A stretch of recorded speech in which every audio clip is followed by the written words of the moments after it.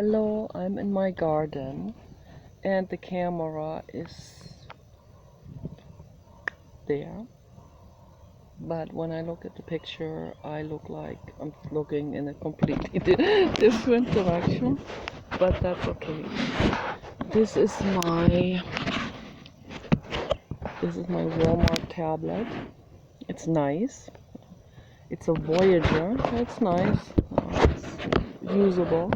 It's much more usable than the Kindle because I can download books on this from Project Gutenberg for free. So, and that's much better, much more consumer friendly. Yes. They always claim they're so consumer friendly, Jeff Bezos, but then if you look closer behind stage, they're not, it's not that consumer happy after all. So, and that's why I don't even want to create another Amazon account. They have tried to trick things on me on my Kindle when my account was open with my bank account and everything. So then I had bank account fraud, and then I terminated my bank account, and then they could not fraud me anymore on Amazon because I didn't have an open bank account attached to them. So, and then I decided, it's not worth it. I'm never gonna get another Kindle, never gonna get another Amazon account. I'm never gonna get swindled and tricked and corrupted again. And I'm not gonna deal with this bullshit anymore. Okay, it's very enraging. I actually cried over this, believe it or not. So, but yeah, I got Walmart tablet for a nice price, $35, and it works. And this one is connected to my Nikki Loves Dogs channel, and for some reason they don't allow commenting. I don't know why that is now. I have not been on that with the Chromebook, so I don't know what's going on. I probably needed to fill out that thing with child safeness, and for some reason I can't do that on this tablet. But my Chromebooks are both connected to Clay and Putty videos, so now I can't even access Nikki Loves Dogs for my Chromebook. But whatever, whatever they are doing with all of these things, that's beyond me. That's their problem, not mine. If they don't allow me to sign up for, to fill that out where I say these videos are only for adults, yes, you bet. If I can't do this on this tablet, that's not my problem, that's their problem. So I'm gonna leave it at that. But anyway, I'm making a foot massage video today, and I just want to show you the rhododendron. Okay, it's gorgeous and absolutely gorgeous. Gorgeous. Can you see it? Gorgeous. It is super stellar. It is a paradise. That's what it is. And I'm so, look at all those kind of elegant, I don't know what they call this shape, but these beautiful, elegantly shaped petals falling on the ground. And I eat those, and they taste really exquisite. And I recommend to other people to do the same. So I have my self-made, the camera. So this is my self-made cream. It is a delicious cream. So I'm going to add it like that. And I'm going to take my socks off. And I'm gonna roll my pants up, and yeah, I'm gonna do this. Maybe this can show from here. So it's my self-made hippie pants, by the way. Really awesome. So this is my self-made cream. I made this with, there's cinnamon, essential oil in it, natural, and it's gorgeous and delicious, very gourmand, and it has all natural carrier oils in it. It has beeswax in it and essential oils. It has rose oil in it, natural essential rose oil, and it has cinnamon essential oil, and that's the strongest note in this.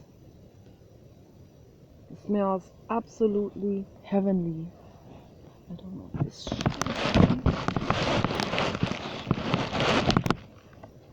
okay. I hope this shows. So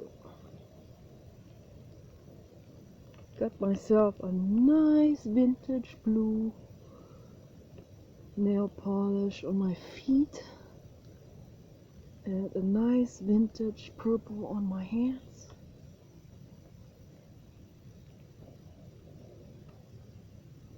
I waxed my legs, but the wax strips did not pull all the hairs out. There are still some in, but I don't have that much hair on my legs, so naturally, so I'm very lucky with that.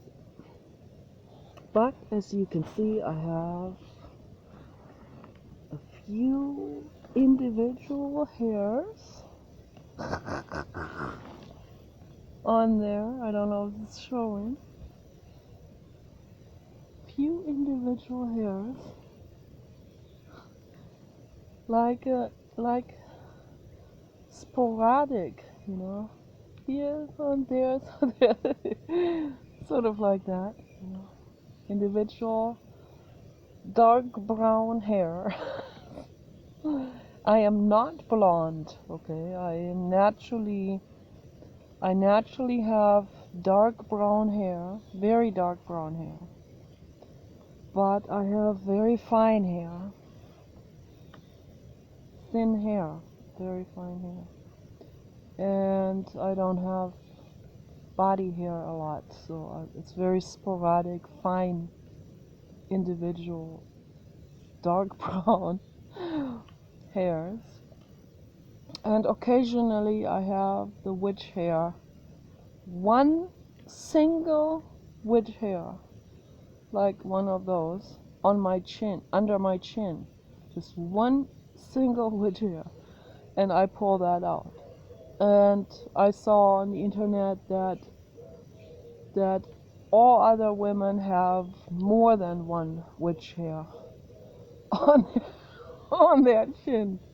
So I'm very lucky that I only have one witch hair on my chin, and I pull that out, and sometimes on the nipple too. And I saw other women have that too. They have more than one on the nipple. I mean the nipple area. So, oh God, that was a jumping insect here. A jumping insect. So this here is almost the same color as my tablet frame. This is pretty cool. I hope the sound picks up. So I want to talk about Dr. Arthur Janov in this video. So video length is not restricted on Nikki Loves Dogs, which is nice, you know. That was before they made you put your phone number in. So now they make you put the phone number into the social media websites. And then I mean, it's all. I have no problem with that. I wouldn't even have a problem with an advertiser spamming you with endless text messages or something. But what I do have a problem with is that it could get in the wrong hands, that a hacker can find it, and the phones are all equipped with GPS, for the police department, and it tracks people down everywhere they go. And it just, if the wrong person, who decides he doesn't like someone, he wants to finish that person up or something. And there are endless people like this, seems like. So now we don't live in a civilization that we have today, opposed to 200, 300 years ago. It's just on the surface more civilized. You take that civilization away, you take the governmental framework away, with the legal system and with consequences for actions. You take that away, you get anarchy. You will see very quickly that humans have not evolved. I don't see much of evolution for the last 300 years. So, they always say, oh, the Dark Ages, during the Middle Ages, like 1600, 1500, 1400, where they burnt people on the stake. And they pride themselves, oh, we don't have that anymore. Oh, look at South America. Look at what they're doing there, okay? In the name of religion, in the name of Catholicism. We still have patches of these things on this planet, They crucify albatross birds, These albatross birds, those are the largest flying birds on this planet. They're at the brink of extinction. They are torturing these albatross birds, these innocent birds in South America. Like, I think way down there, Chile or something. They capture those and they crucify them like Jesus Christ. It's like, it's like, what's wrong with these people's brains? How, what a low vibrational BS is that? That's sick. That is real ungood mental illness. That's real. That's retarded. Okay, and it's so incredibly horrific and sad what they're doing to those animals. And also, there are still places also where they do the same to people, where they're still burning so-called witches. They still haven't understood a thing. In South America, even in the Amazon rainforest, kind of scary. It's a nice place, but I don't know. I would think twice before I book a trip to the Amazon rainforest. I would love to go there. I'd love to go there one day. But I'm afraid, if they have religious people, they have fanatically Catholic people that are still doing something like this. I don't know. I really don't know if I want to go down there. So how can we help these people understand? How can someone like a motivational speaker like Owen Cook or Tony Robbins or Teal Swan, how can these people even reach someone's mind when someone is in such a low vibrational energy, like those people that will burn someone for collecting herbs, for example?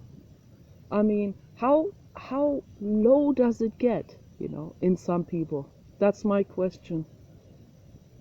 And that frightens me. I find that very frightening. Theo Swan said the same thing. She said she goes into this coaching and helping. The main reason is because she's simply afraid for this planet and for all the species because of the mental illness of humans. What the mental illness in humans actually, how far that escalates, how far that can escalate. So anyway, I want to come back to the subject. Dr. Arthur Janov, who was my first contact to mental freedom. I don't recommend primal therapy anymore today because too many things have gone wrong, okay, after he had retired. So he died, I think it was 90 or 91 in 2017, from old age, and he had a good life. I'm very glad, happy for him, and I am very, very, very infinitely grateful that I had this opportunity to meet him and be his student in Venice, California at the Primal Training and Treatment Center, and be there with my friend Elsa from France. And while our Janov was there, it was a good time, and Elsa and I were friends, and things were flowing in the right direction. So after he retired, things spiraled downhill because he wasn't there to monitor the therapists and point out where the mistakes were, because if there's a mistake made, it's like knitting a sweater. You make a mistake somewhere, you forget to loop something into the knitting needle. That loop that you forgot will drizzle its way all the way back to the beginning out, and then you have a big hole in the sweater. And that's the same way as in such a delicate therapy, where we're dealing with real raw emotions, and we're going all the way to the core of childhood pain. And when something is done wrong during that process, that can cause people to commit suicide. And it happened. People have died while I was at the center. One girl my age, I talked about this many times before in my previous videos, also on the other channels. A girl named Mary from Ireland hung herself because the therapist, nobody read the clues, the psychological warning signs, and I was not at the center during that time when that happened, because I'm pretty darn sure that if I had been there, if I had been at that group session where her girlfriend broke up with her, that I would have done anything to help her, because I'd already seen in group sessions before that, when I was still there, I had already seen how she was having a real hard time with her girlfriend Sophie, and how she was very dependent on Sophie, very, very codependent, and how she wasn't even able to express her needs and her feelings. It just came out in more she put a lot of effort in to express even a sound, to express herself and what she felt. It was that feeling comes way from the first line of a of the psychological development. First line is birth and half a year after birth. So it went straight back to real serious first line trauma, and she was not able to really get to it through the present time, because the present time, we always start with the present time, and we go deeper down, while we're conscious, not under hypnosis. So I think that's also very important, to get into these stages while we're conscious. And I'm not saying that hypnosis is wrong or that it will not be helpful. I'm sure there are hypnotherapists that will do a very good job with that. But I think it is the most effective when we go through a therapy process where we actually are fully conscious without any mind altering substances, without any suggestions from other people that are conscious or subconscious, without being in a trance, without being in any kind of mind altered state, but to be completely aware and conscious, and really follow one's own. And that's also what Tony Robbins does with people. The people are conscious and they are aware and they are fully cognitively observing themselves. This is also what Jiddu Krishnamurti is talking about. The observer is also the observed. You have to be conscious. You have to be a conscious observer to observe yourself. You are also your own observed object. That's the inwardness process. I'm the observer of myself. I go, the mirrors of mirrors of mirrors. I don't know what they call that. The kaleidoscope of introspection. The camera mirror system that goes into your own mind, not in physical form, but in mental, psychological form. So you become observant of your own behavior, your own patterns, your own reactions, and you start to understand, oh yeah, this is what I'm doing. This is what I'm doing right that moment. In that moment of awareness, of introspection and observation of your own mind, in that very moment, all of that act out stuff and the unconsciousness falls away in that very moment. This is not some gradual process. It's only gradual in terms of, I go from one epiphany moment to the next. In that way, it's a gradual healing process. But every epiphany moment is an instant understanding. So we that's what we want to go through, from one instant understanding moment to the next. And in primal therapy, which is, if it's done right, it's the same as Vipassana meditation. So, but that's what most people doing in primal therapy did not understand.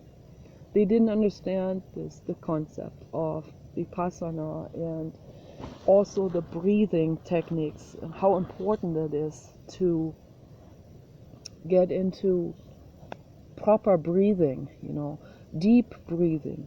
I am not for shallow breathing. I've attended a therapy session once, a phone session on Skype once with Mara, and she comes from that school of Osho Rajneesh and rebirthing. and those type of people, you know, where they go into the hyperventilation. It might be helpful for some people. You know, the reason why I even did it is because she was showing a session where a very meek woman, hi there, there's a blue jay, hi there, beautiful, he's checking me out. So, yeah, I'll show you. It's the blue jay. There's the blue jay. Yes, hi blue jay, what are you doing there? What are you doing? I don't know if you can see it. I don't have the monitor in the back. So, hi blue jay, what are you doing? You're having a fun time. See, this is how birds should be living. They should be free, you know. They should be free to go anywhere they want to go. And the same with any animal. Okay? Any animal, any whale, any dog, any human, any horse should be free to go anywhere they want to go. Okay? That's the foundation of existence. So, and therapy is when we have the foundation of existence happening, functioning. That's when therapy can begin at all, you know. And so our Janov was my first door, you know, to psychological freedom. And I was introduced to him through Annalise, my friend Annalise, who died just a couple of months before him. They were about the same age. She was about 3 years older than him, and both in their 90s. And Annalise was a very remarkable psychologist too, famous. Also, her books have sold all over the world, and it was also wonderful, and I'm infinitely grateful that Annalise and I were very close friends since I was 5 years old. So she was like a second grandmother to me. And so I got introduced to her through my dad, who was friends with her husband, Eduard. He was one of the leading people in the Club of Rome. And he has written a book that's very, very important and very relevant today to today's time, because they have statistically predicted what's going to happen with global warming. So, and he said some very, very, very outspoken things in his book, and that made a lot of people mad. A courageous mind, a courageous soul, amazing man. Also, you know, not a happy life, you know, lots of pain, but that's for another subject, of course. A wonderful angel soul, Eduard. And Eduard said to my dad, because I was very difficult, I was borderline, even as a child. I was in so much despair that after my brother was born, I thought I had become invisible. So to my mother, who had already not given me the love that I had needed, a child is in desperate need for total touch and love and assurance and constant love. Not like, oh, I'm going to park my kid here or there, or I'm going to take the nanny and they can do whatever they want with her. And that's not love. Okay? Love is, it doesn't matter how rich a person is, or affluent, or, you know, sheltered, as they accuse me of being. Yeah. When the love is not there, it doesn't matter how sheltered we are. It really doesn't matter. It doesn't matter how sheltered we are. It messes us up. It causes us borderline and despair and horror and a lifetime of struggling and pain. I was lucky that I brought some wisdom with me into this lifetime that just told me instinctively that this or that direction isn't going anywhere. Okay. But in most people are clueless. They don't know. You know, most people will get, for example, mixed up with the wrong people, and they don't see it. They don't see the dangers down the line. I did see the danger. I had a really messed up girlfriends and boyfriends when I was a teenager and in my 20s. And my instinct told me, hey, you know, this person is not good for me. Okay. And I had to break up with them. I had no choice. So, and very, very gradually, you know, I got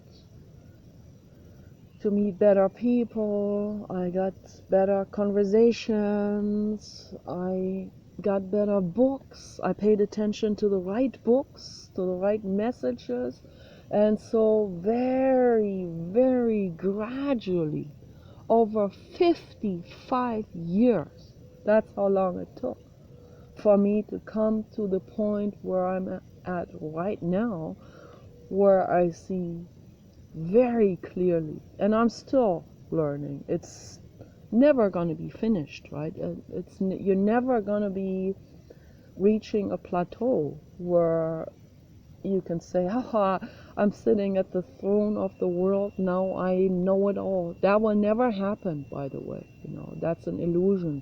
This enlightenment thing is a total illusion. We become more and more enlightened, yeah, if we want to use that word.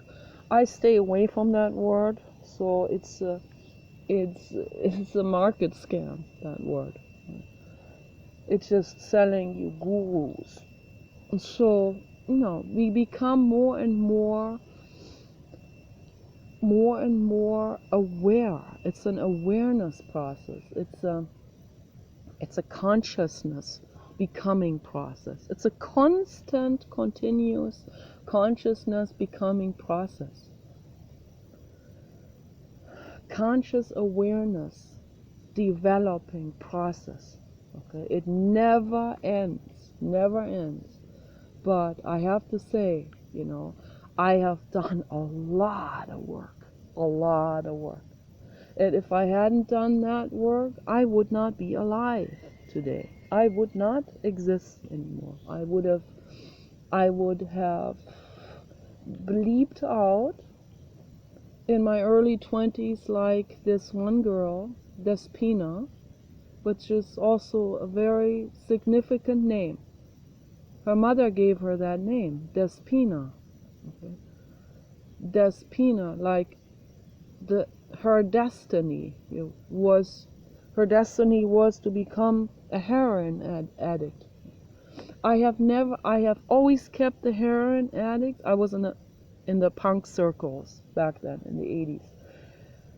But I knew better. I always kept the heroin addict on more than arm's length. I kept I made big circles around these people. Looking back now, I just want to take Despina in my arms and say, I love you, baby, you know. But at that time, I was not capable of doing this because that would have probably plunged me into her world, and it would have been very, very dangerous. And so I never got into heavy narcotics or painkillers and stuff like this. So, and I was very well aware about the dangers of that. We also read a book when we were 11. That was when I was 11. That was in the 70s. There was a book going around that was courageously written by, or co-written.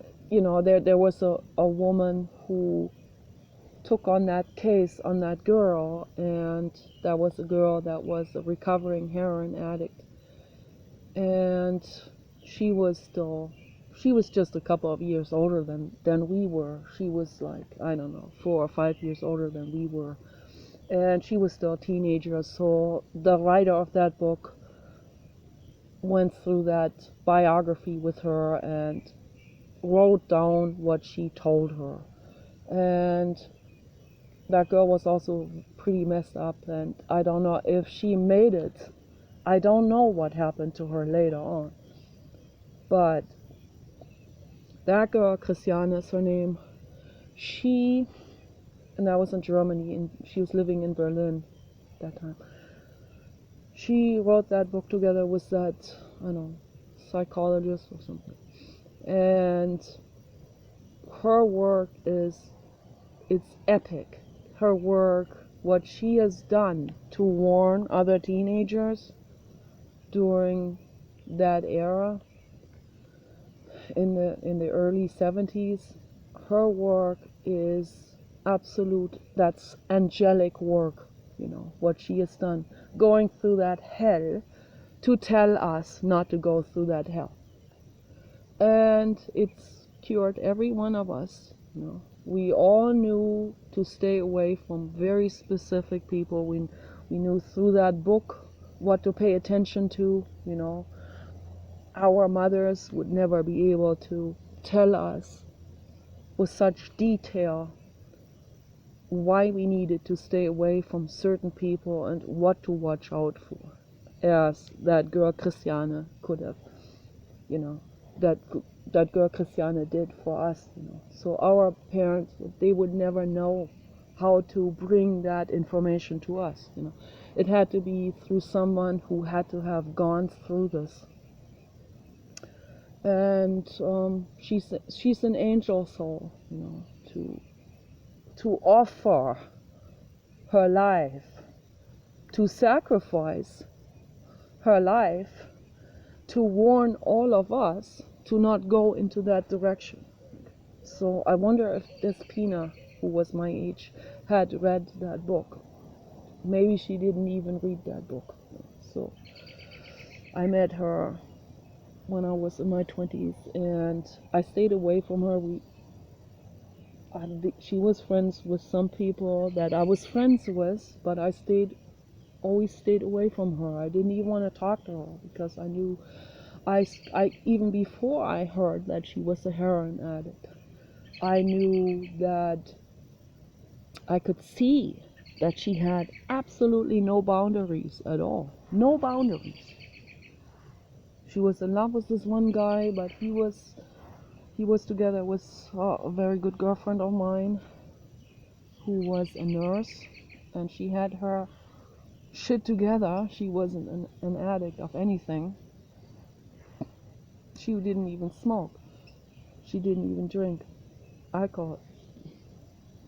So at that time I smoked and drank alcohol, and once in a while we popped an ephedrine pill, and it's all really, really messed up, and it was awful, absolutely horrific, and I knew it the whole time. I knew this was not going anywhere.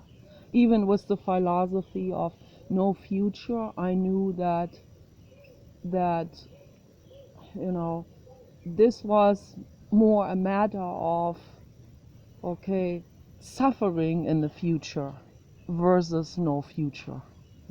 So no future, yeah, that we can choose no future, right? If it's a quick exit. But suffering, the long-term suffering exit. No, thank you. That's not going to happen. Okay, that's not my choice of existence. So I had to make a choice. I either exist and it's decent and it's wonderful, and I'm moving forward, and I'm energetically growing and healing and learning and being really good to my own body, okay, nurturing my own body and protecting my own body, we had this choice. There was this fork road, so that is the road I took, it's the road forward. And at 25, I quit all this BS. I quit the wrong people. I quit the cigarettes. I threw all of them in the trash. That was also symbolic. You don't want to wait until the last cigarette is out of the package. You want to throw them away when the package is still full. Okay. So as a symbolic statement to yourself that you no longer see that as having value, not only that, you see that not only as something that should be disposed of and recycled, you see that as the other road of the fork road. You see that as the road to destruction. You see that as like the plague. You see that as something very, very dangerous. And as Jiddu Krishnamurti said, when we see something very dangerous, we jump out of the way. If the bus is coming at you, you jump out of the way. That's a natural, healthy reaction, right? So when we see someone else being in danger, you jump over that's love, you jump over and you protect that other living being. So I took the health road because I knew that I had to make that decision. Either a quick exit out of this existence or life to the fullest, okay, with paradise and happiness and abundance, okay, and that's how it goes. That's how life should be. That's the only way. That's the only path. And things get difficult, yes? That's part of life. It gets difficult. And that doesn't mean just because it gets difficult that we have to reach for something to numb ourselves just because it gets difficult. No, it gets difficult, you sit with it. You sit down with that difficulty in meditation. You don't always have to make a quick decision on whatever problem you have in front of you. You can just sit down and do nothing for a moment, or for a day, maybe for a couple of weeks. You just do nothing. You don't write that hate letter. You meditate on it. I've written many hateful letters that I regret. So these are all learning experiences also. But I'm using this as an example now for any kind of wrong decisions that we're always faced with, that always offer themselves to us. And if we don't pay close attention, about the consequences of those offers, of those temptations, of those fork roads, if we don't become very conscious of it, if we take that road because it seems like, oh, that seems easier in that moment, But down the line, it is not easier. Not at all.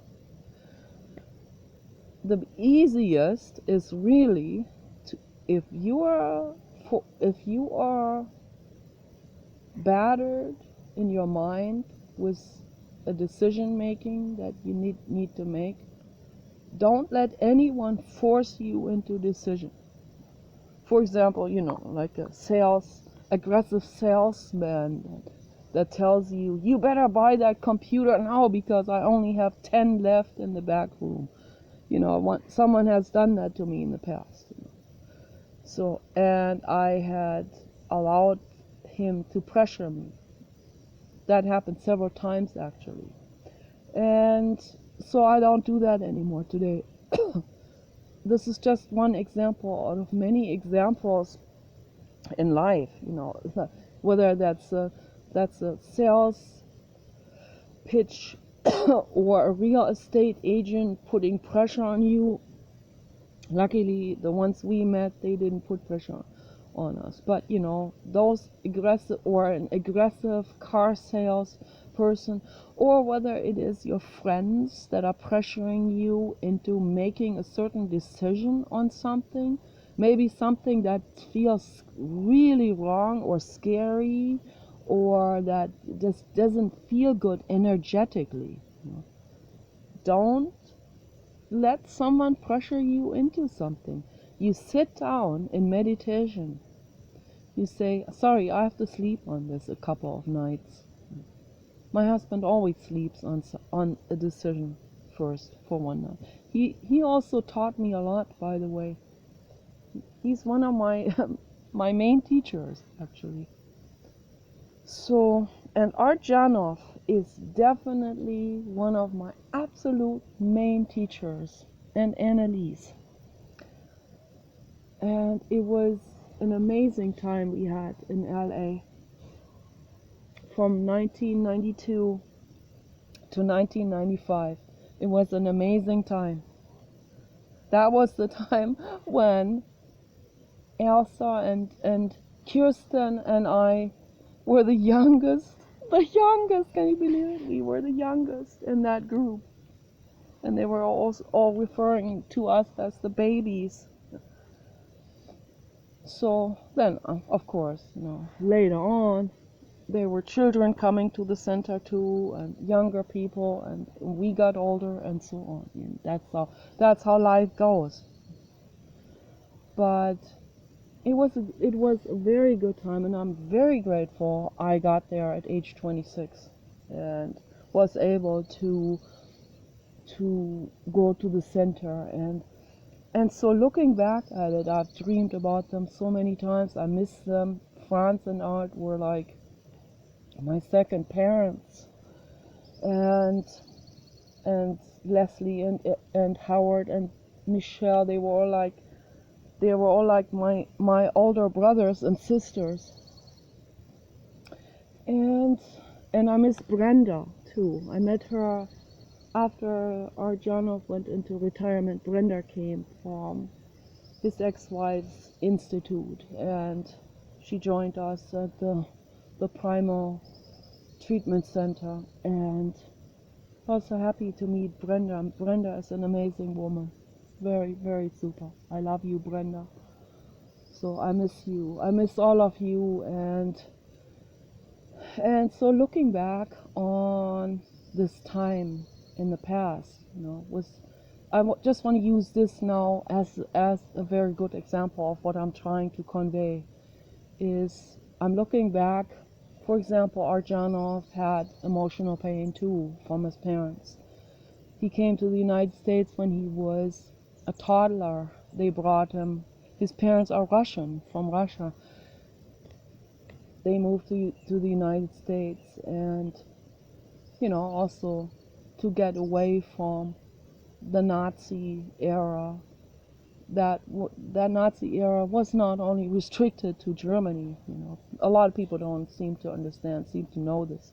They always blame like Germany is the only, you know, the epitome of that or something, or the epicenter. No. Whole Europe, even the United States, was Nazi era. Okay. It was terrible, absolutely dark ages. But you know, the United States was more liberated, and it was more of a melting pot. And so a lot of people fled to the United States, and so did the parents of Dr. David Bohm, you know, and even the parents of Dr. Robert Sapolsky, yeah, and even the parents of Dr. Peter Singer. So there are a lot of great minds that were given this freedom here in the United States, and I'm deeply grateful for this. I'm deeply grateful to the United States.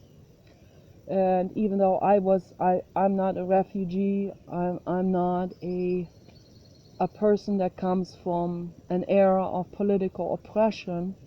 I'm coming from the era of psychological oppression For me, the United States is symbolic for, the door to freedom and the door to the infinite cosmos also.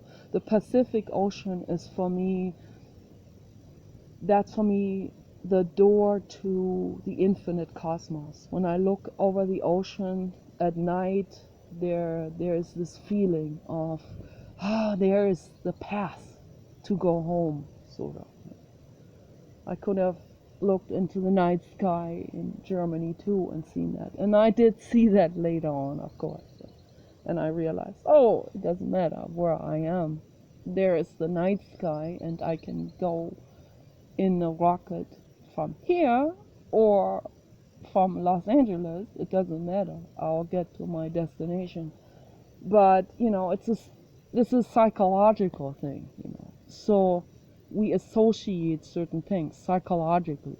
I associated Germany with psychological oppression, and I still view it that way, and there's no way in the world that I would ever go back there. There's a lot of things that are done right too in Germany. There are a lot of people that have become very aware.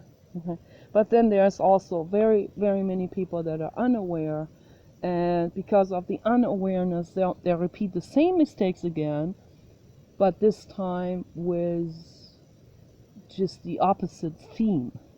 So they'll repeat exactly the same mistake again, just with the opposition. And that's why Jiddu Krishnamurti always says, be careful about the word opposition or opposite. If we have an opposition, we're still dealing within the realm of the opposition of that, or what we call the opposition. It's still the same coin, okay? So we want to get away from that mind state of duality and fronts and oppositions and, polarizations and so on. So we want to really get away from this. We want to completely dissolve it, because that realm of oppositions and polarizations is the world of the ego. It's the psychological defense mechanism, okay? And we want to get away from that. So looking back on the time in LA, when I first came to LA, I was so nervous in the airplane to see Dr. Arthur Janov, whom I had been a fan of. I told everyone in Berlin at TU Berlin, the university I went to studying psychology. I was like, we had specific university literature to read. It was all incredibly bland and nonsensical to me, because I had already read the books by Art Janov, and I was like already light years further than the kind of stuff that they were dabbling with. That's like kindergarten, the kind of stuff they were dabbling with. They were still in the dark ages of Skinner and Watson, these people. And I addressed that, and I talked to people about this. I said, hey, look, there were some women that wanted to have kids. I never wanted to have kids. And I said, if you decide to have kids, you gotta pay real close attention to this. You can't be going by what this asshole professor is talking about, the Skinner and Watson techniques. That is destructive, okay, and dangerous. And they weren't listening to me because that was their professor, who am I? I'm just a fellow student, why would they listen to me? So, but I wrote that professor a letter. I even sent him one of the books by Art Janov. I don't know if he ever got to read it, but not long after I had enrolled there, it was about a year later or so, I went to Los Angeles because I wasn't even able to give presentations.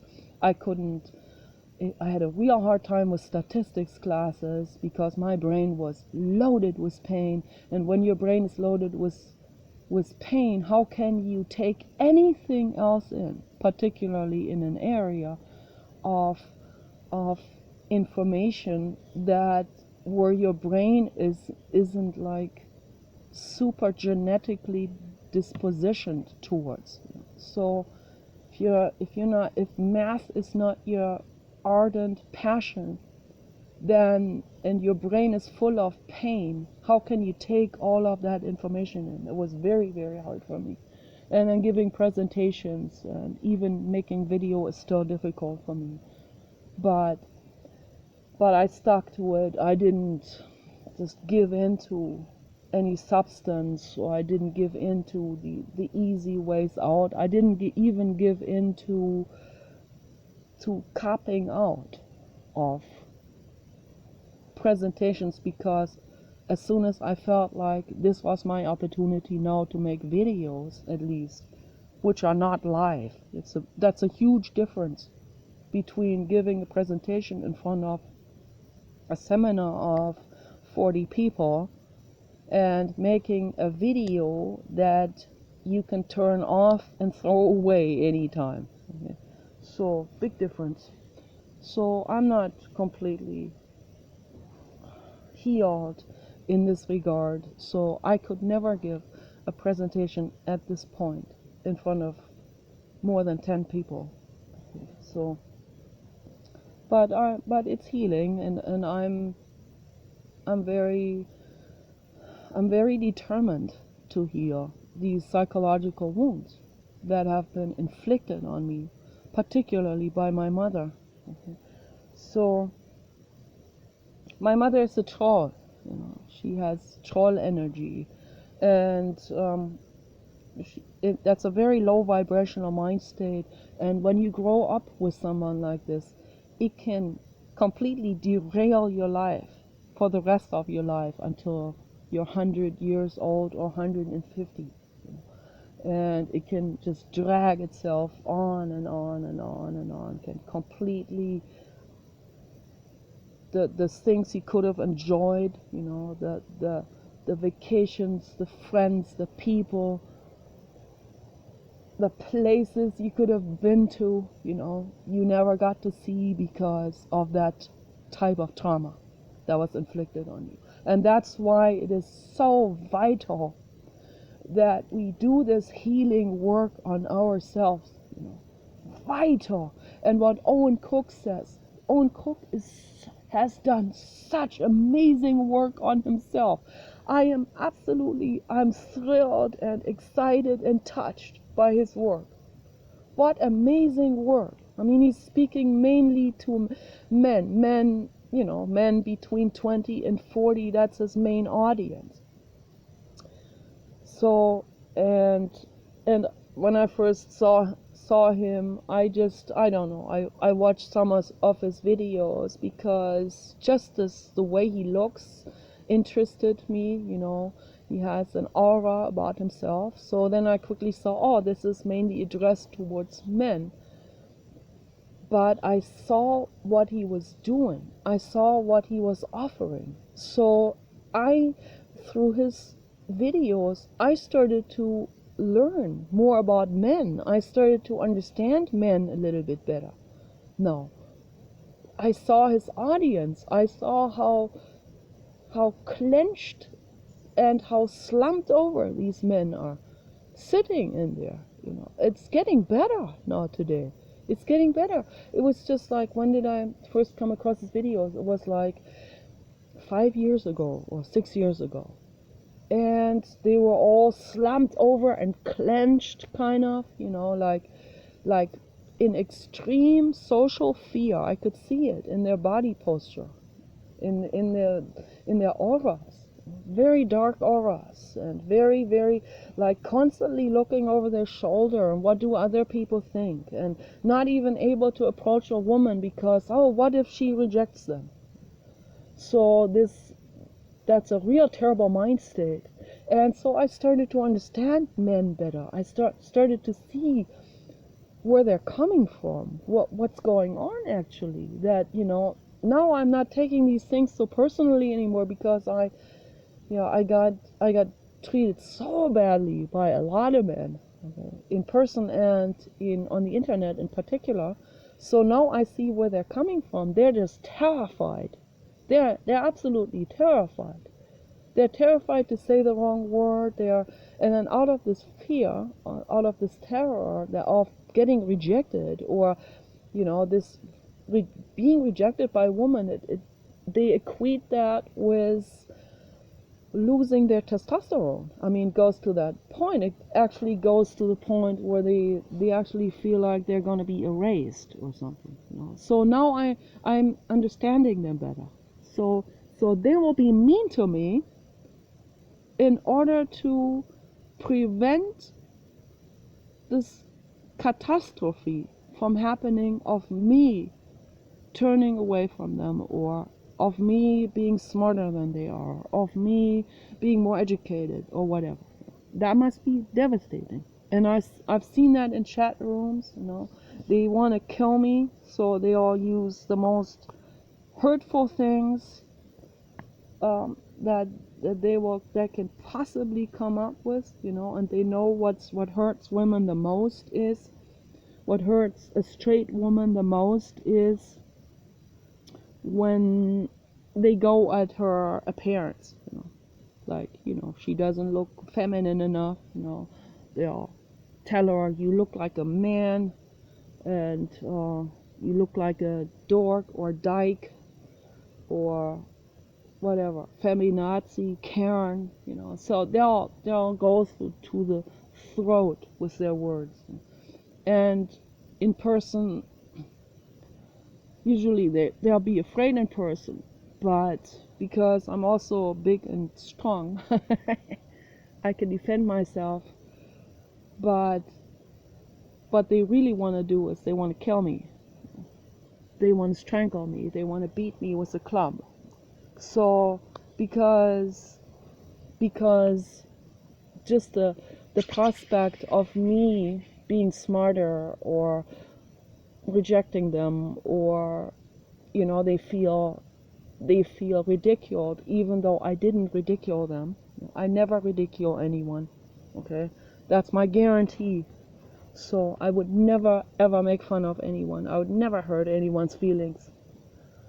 So whoever has me as a friend, they have me as a friend for life. I'm a very loyal friend. So that's why also, I stick to Paul, even though we're not romantically involved. I stick to Paul as my best friend. He's my best friend. I care about him. I know that he still clings. He clings in a romantic type of way. And I feel bad about this lopsidedness of that situation, that he clings to me in that way, and that he doesn't want me to get involved with anyone else. And I understand him, of course. I understand that he would feel so alone, and he would feel so, it's such a vulnerable situation for him. But at least he is completely opening up to me in this way and showing that vulnerability. And that is so awesome and amazing. I would never ever violate that. I've been very honest with them about everything. So also about my own feelings, I had a crush on Vin Diesel for a while, and James Hetfield. I was very honest with him on that. I like Elon Musk. I'm honest with him about this. So those are just the people that are public, that I have seen and heard of. It's not because they're celebrities. It's just because they're out there. They're visible to me. Okay. So I don't know any of the invisible Vin Diesels, or the boyfriends, friends, and sweethearts from Alabama and other places. I have never seen you. You have never shown yourself, and I don't blame you if you don't want to show yourself. I'm just saying, you don't show yourself. How are the women gonna see who you are and what you're like, and what character you have, and what you're passionate about? And there can never be an interaction happening if you don't show yourself. Okay, so then don't blame women for falling in love with celebrities. We only do that because these celebrities are out there. They're showing themselves. Okay, I would fall equally in love with someone who's not a celebrity if he showed himself, if he showed his face, if he didn't come with 10 more incognito accounts, if he can be himself, if he can integrate all of these facets of his sexual preferences that he's hiding from the public, if he can integrate that into one person, cohesive person, if he can be, let's say, just using this as an example, if he can be, I don't want to say the wrong thing, if he can be, let's say, he can be an entrepreneur, and an entrepreneur who is muscular, goes to the gym, and only has, and let's say he has this real skinny girlfriend he goes to dinner with and to restaurants, and everyone admires him, and she shows her collarbones, okay, but secretly that's not who he wants to have sex with, okay. See, what he wants to have sex with a chubby woman, but he can't admit that to other people. This is one of the examples. This is a very hefty example of what I see in the world. This is not a margin society. This is a very high percentage of men. And when you go on Pornhub, that's a very high percentage of men looking up chubby women. Okay? Very high. They see the statistics there. Suddenly, a much higher percentage than if you ask a group of, like a focus group of men, who of you likes chubby women? There'll be 1 or 2 people among 100 that will raise their hands.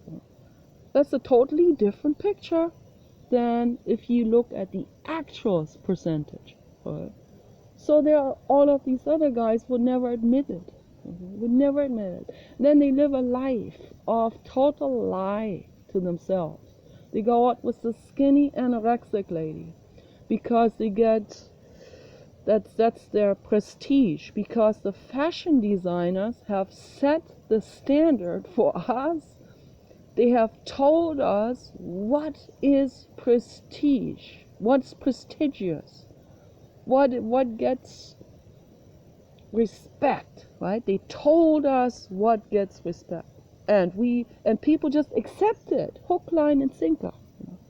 They go like, oh, that gets respect. Then the other businessmen respect him if he has that skinny lady with the collarbone sticking out. And if he had someone like me, they'll all go, ha ha ha ha, why are you going out with that fat hooker or whatever. So, but that's what he really likes. He like the fat, maybe not just the fat hooker is a mean thing to say, but but that's how they talk actually. So fat dorky lady with glasses or whatever, and or with nerdy clothes on. So, but that's maybe what he's secretly seeking, right? On Pornhub or whatever these websites are. So that's how it goes. You can even see the choices of animation women. If you just look at the buffet of animation ladies, that is what they are fantasizing for. So honesty, like complete radical honesty to yourself. Where is that honesty? I don't see it. I don't, and the more prestigious a man thinks of himself, the more he derails away from his own integrity, from his own wholesomeness, from his own personal needs. We can combine all of this in one. I can allow myself my preference, my sexual preference is a man who is about my height. I'm 5'9", or maybe a man who's an inch shorter than me, 5'8". That's my preference. I don't know why that's my preference. Okay, I guess the taller guys I feel kind of, I don't know, I feel kind of meek next to them. It's a psychological pain, so I can also heal that pain, and then later on that will not be the case anymore. But like Owen Cook is completely my type. Another one is that Sam. Sam, he looks like he is part Native American, part Latino, part black, part Jewish. So, and he's like an inch shorter than me, and really, really with thick legs, and not the average, not the pretty boy from Hollywood. That's not what I'm into. Okay. So that's my preference, and I'm very open about this. Very, very open. Why should I hide this? It's ridiculous to hide that, right? But in our society, for us women, it's not so stigmatized. We have a much wider buffet of different types of men that we can publicly choose and go to dinner with, and no one thinks anything bad about it. But if the woman is chubby, boy, that's looked down on really heavily in our society. And right there is a severe psychological wound happening. Okay, a severe wound. But I see chubbiness slowly coming back into fashion now. I'm happy to see that, because that will take a lot of pressure off a lot of women who constantly think they have to do dieting and stuff like this. And it is very, very unhealthy to do dieting. So my tip for heavy women out there, if you don't want to become morbidly obese, if that's your preference, if that's what you like to be, that's okay, but expect a heart attack. So the heart attack is gonna come, it's just a matter of time. So to prevent morbid obesity, it's very simple, very, very simple. You don't eat pain and suffering anymore. Okay, you don't put pain and suffering into your body anymore.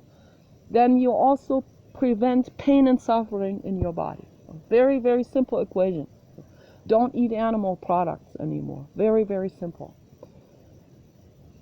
So I want to come back to our Janov. I always sway out with other subjects. I want to wrap the video up.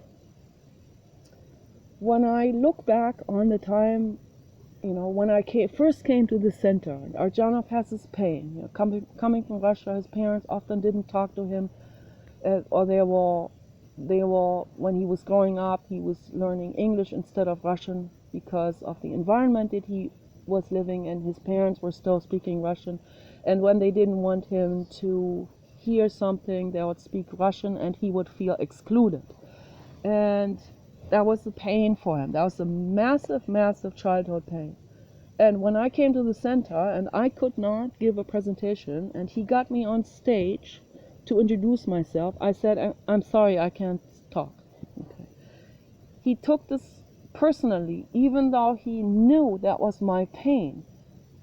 He could somehow rationalize that away, but I could still see it was bothering him, because it brought up his own emotional pain. See, this is how people collide with each other. We collide with each other with our own emotional pain. That's very individual. And that happens, one pain happens to step on the other person's pain, and the other person takes that personally, when in fact that's just something that is just an individual pain of the other person. I hope that makes a lot of sense. And this happens all the time. So my approach to existence is radical honesty. Okay, sometimes we are not even aware of our own pain. We're not even aware of what's going on inside of ourselves. So we we we don't even know what's happening. How can we be radically honest to ourselves or others, particularly, if we don't even know what's going on inside of ourselves? And that's the case with most people. That had been the case with myself as well. So what's the approach to that? Meditation. Okay, we have to meditate. You turn your devices off and you go into a quiet place, nature or quiet room. You sit down without distractions, without noises. Okay, don't get mad at your animals or children making noises outside. Don't worry about that. Quiet your mind on your bed or in a recliner chair or on a yoga mat. It doesn't matter. You don't have to have expensive equipment for this. Okay, you just sit down with a straight back. You breathe deeply through your abdomen, not the rebirthing type of, not the shallow breathing type of stuff. Okay, so deep through the abdomen. Okay, you want to get the oxygen into your entire body. You hold your breath for a couple of seconds and you breathe back out. I personally recommend not to hold the breath after you breathe out, because your body needs oxygen again right away. So you breathe back in while your lungs are full of oxygen, of air. You hold for a couple of seconds and then you breathe slowly out, and you keep repeating this. You breathe out and you breathe right back in, and you hold your breath after your lungs are full. So, and then you breathe back out, and then you breathe back in, and breathe very deeply through your abdomen. Very important. Okay. And you quiet your mind just by accepting that moment just the way it is in that moment. You don't have to make it look better. You don't have to be pretty. You don't have to throw the tissue next to you into the trash can. You can leave that dirty tissue next to you. You can leave your shoe where it is, and just leave everything the way it is in that moment, including your thoughts. Okay, including the unfinished businesses, the pain, the bad relationships, the the the pondering over what other people are thinking, or your mistake you have made yesterday and what that can cause you in your life, or if that's I don't know, whatever, whatever it is that is troubling. Okay, you don't have to fix it in that moment. I hope that makes sense. You breathe and you sit with it, and you do this for as long as you can. Maybe an hour, maybe half an hour, maybe just 5 minutes. If it's only if that's the most you can do that. Okay? And the next day you do 10 minutes. That's how you do it. But it takes discipline to make yourself do this, to get into that habit to do it. If it's just that, it's not Herculean to pull that off. You sit down every day before you go on the internet, particularly. You sit down and you just allow that the dreams you had just dreamed, or the problems you're trying to solve. You just sit with that for a moment without trying to solve the problem. Actually, just sit with it. I'm jealous, for example. I sit with that. I'm jealous. Okay, now the ego wants to go into hating mode, right? Wants to retaliate and the low energy vibrational stuff. So don't give in to it. That is the wrong path. Don't never go on the path of acting things out. You sit down with it. What is it? What I'm feeling right now in the present moment? I'm jealous. Okay, it always goes straight back to the past, to childhood, way back. It can even go further. It can go into the time in the mother's womb and beyond. Okay? But I'm not going to get into that subject right now, because that's another subject all of these subjects, they fan out from that particular theme. So when I look back on coming to the center, I was not in the mind state to understand Dr. Arthur Janov's pain. I had not even heard about that pain until maybe a couple of years later. Someone told me about it, and then I reflected and I thought, oh, I'm sorry. I didn't want to trigger that pain in him. I don't think that didn't cause him catastrophic pain or anything. It was just one of many triggers, so that we go through in our daily lives that happen to trigger him. And that's why he was a little bit reserved in that moment, because I triggered that pain. Right? And then I wonder, why is he being reserved in that moment? So we always take these things personally, when in fact it's just a constant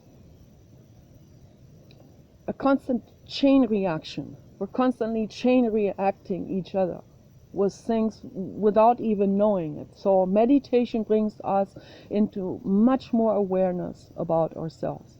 Okay. Then we can understand other people better. Then we can reflect on it. So there's one thing that I want to conclude the video with now. It's a message to Dr. Arthur Janov, and I want to tell him, I love you. You have saved my life. I wouldn't be here today without you. I wouldn't be on this path without you. I would not have been to all of these places and been friends with all of these beings if I had not gone through this path, through this ego dissolution funnel at the Primal Training Center. I love you. You are infinitely precious. And you have given so much to the world. And I am determined, I am dedicating my life to taking this spark of energy, of movement that you have given us until the day you retired in 1995. I want to take that spark of energy, not the dwindling downwards of the people after you that took over the center, but during your time while you were there, particularly the last 3 years of your teaching in the center. I want to take that momentum, okay, and I want to develop the therapy. I'm not even going to call it primal therapy. I don't want to steal that name. Okay, I want to develop. I want to use that material, and I want to make the best out of it, and I want to make it grow. Okay, and I want other people to help me with this. Okay, so you guys take care. Bye bye.